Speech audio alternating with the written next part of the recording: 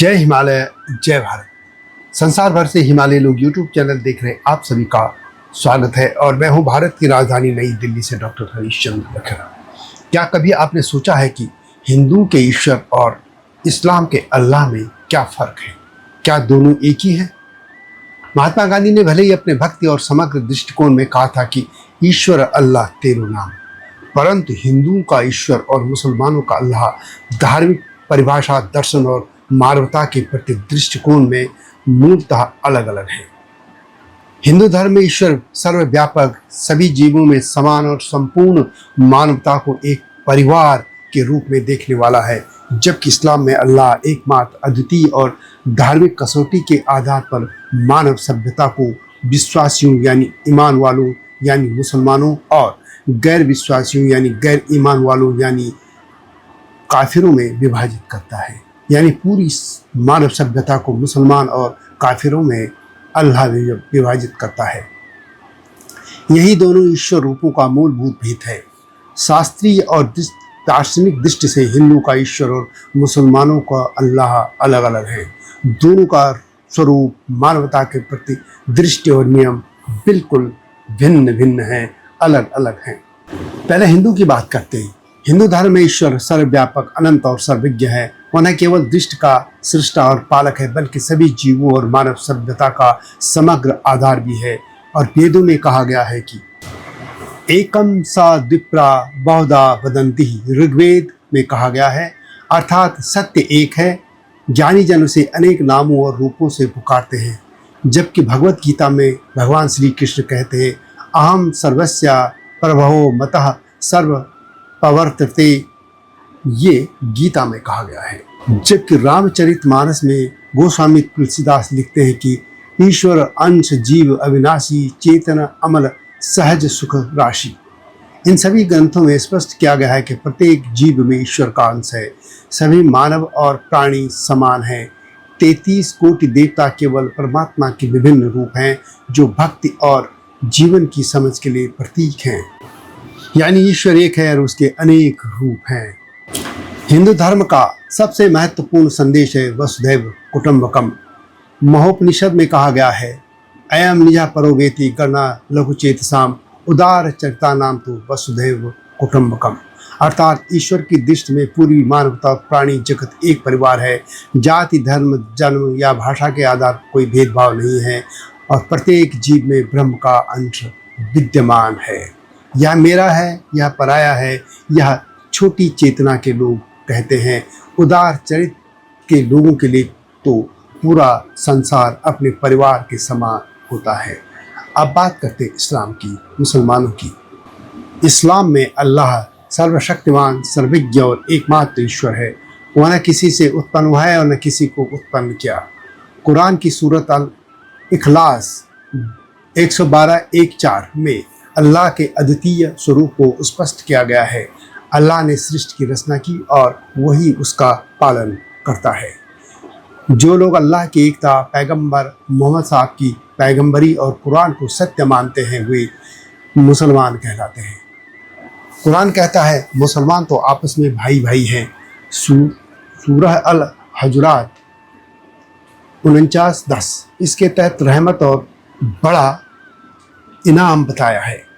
सूरह अल बकरा 2:25 दूसरी ओर जो लोग इस्लाम को स्वीकार नहीं करते वे काफिर कहलाते हैं। इनके बारे में कुरान कहता है, जिन्होंने कुफ्र किया उनके लिए जहन्नुम की आग है। सूरह फातिर 35-36 सूरह अल बेयान 98:6 में भी साफ कहा गया है कि काफिर हमेशा के लिए नरक में रहेंगे। इस प्रकार अल्लाह की परिभाषा में स्पष्ट है कि मानवता उनके निकट समान नहीं है, बल्कि मुसलमानों और गैर मुसलमानों के बीच स्थायी विभाजन है। यानी अल्लाह की दृष्टि मानवता को धार्मिक कसौटी पर वर्गीकृत करती है। मुसलमानों के लिए अल्लाह रहमत और भाईचारे का स्रोत है।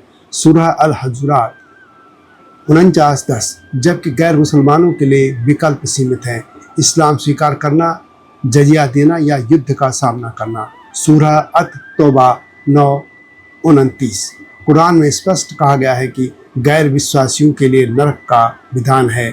सूरह फातिर 35-36 सूरह अल बैयनाह 98 अब यदि हम दोनों ईश्वरों की तर्कपूर्ण तुलनात्मक दृष्टि से देखें तो समानता बनाम विभाजन पहला है। हिंदू ईश्वर सभी जीवों और मानव सभ्यता को समान मानते हैं, जबकि अल्लाह मानवता को धार्मिक आधार पर दो वर्गों ईमान और काफिर में बांटते हैं। सर्वव्यापकता, ईश्वर प्रत्येक जीव और प्राणी में विद्यमान है, जबकि अल्लाह की दृष्टि मुख्यतः मानव और विश्वास के आधार पर है। धार्मिक बहुरूपता बनाम अद्वितीयता, हिंदू धर्म में अनेक देवता एक ही परमात्मा के स्वरूप हैं, जबकि इस्लाम में अल्लाह अद्वितीय और कोई समतुल्य नहीं है। यदि हम मानवता की दृष्टि से देखें तो ईश्वर हिंदू में संपूर्ण मानवता को एक परिवार मानते हैं, वसुधैव कुटुंबकम, जबकि अल्लाह धार्मिक कसौटी पर मानवों को भिन्न दृष्टि से देखते हैं और उन्हें मुसलमान और काफिर में बांटते हैं। इस तरह हम देखते हैं कि गांधी जी का कथन कहीं भी तार्किक स्तर पर सत्य नहीं है। हिंदुओं का ईश्वर और मुसलमानों का अल्लाह स्वरूप, दृष्टिकोण और मानवता के प्रति दृष्टि में भिन्न है। यदि ईश्वर हिंदुओं का संपूर्ण सृष्टि और मानवता को एक परिवार की तरह देखते हैं, जबकि अल्लाह मानवता को विश्वास और धर्म के आधार पर वर्गीकृत करते हैं, और यही दोनों ईश्वरों के रूपों का मूल भेद अंतर है। यह जरूर है कि ईश्वर और अल्लाह दोनों ही परम सत्ता को दर्शाते हैं, लेकिन उनके संदर्भ, पूजा के तरीके और दार्शनिकता अलग अलग हैं। ईश्वर हिंदू धर्म की व्यापक और लचीली अवधारणा है, जो साकार और निराकार दोनों हो सकती है, जबकि अल्लाह इस्लाम की एक ईश्वरवादी, निराकार और एकमात्र सत्ता की अवधारणा है।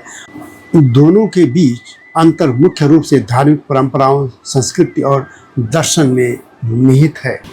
हिंदू धर्म में ईश्वर की अवधारणा समावेशी और सार्वभौम सद्भाव को दर्शाता है। ईश्वर को विभिन्न रूपों में पूजा जाता है, जैसे भगवान विष्णु, भगवान भोलेनाथ, शिव या माँ भगवती देवी, और यह निराकार या साकार हो सकता है। हिंदू दर्शन में सभी प्राणियों में ईश्वर का अंश माना जाता है, जो एकता और सह अस्तित्व को बढ़ावा देता है। यह लचीलापन हिंदू धर्म को बहुदेववादी और एक ईश्वरवादी दोनों दृष्टिकोण प्रदान करता है। दूसरी ओर इस्लाम में अल्लाह एकमात्र निराकार और सर्वशक्तिमान दृष्टि करता है।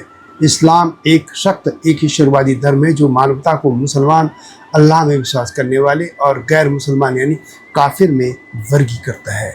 क्या वर्गीकरण कुरान और हदीस पर आधारित है, जहाँ अल्लाह की इबादत और उसकी आज्ञा का पालन सर्वोपरि है। हालांकि इस्लाम भी दया और न्याय की शिक्षा देता है, लेकिन इसकी एक ईश्वरवादी प्रवृत्ति इसे हिंदू धर्म की व्यापक समावेशिता से अलग करती है। इस प्रकार ईश्वर की अवधारणा समावेशी और लचीली है, जबकि अल्लाह की अवधारणा एकेश्वरवादी और स्पष्ट रूप से परिभाषित है। दोनों अपने धार्मिक और सांस्कृतिक संदर्भों में महत्वपूर्ण तो हैं, लेकिन यह भी है कि दोनों अलग अलग हैं। इसलिए यह कहना कि ईश्वर अल्लाह तेरो नाम यानी दोनों एक हैं, यह बिल्कुल ही तर्कसंगत नहीं है। ये वीडियो कैसे लगी कमेंट में अवश्य लिखें। जल्दी आऊँगा नई गाथा के साथ, इस तरह की स्टोरीज के साथ। तब तक जय हिमालय, जय भारत। हिमालय पे पेड़ हो तो गीत गाएंगी नदियाँ, गीत गाएंगी नदियाँ। पेड़ों पे चिड़िया है तो गीत गाएंगी नदियाँ, पेड़ों पे चिड़िया है तो गीत गाएंगी नदियाँ। माँ की लोरी जैसे होते हैं नदियों के गीत।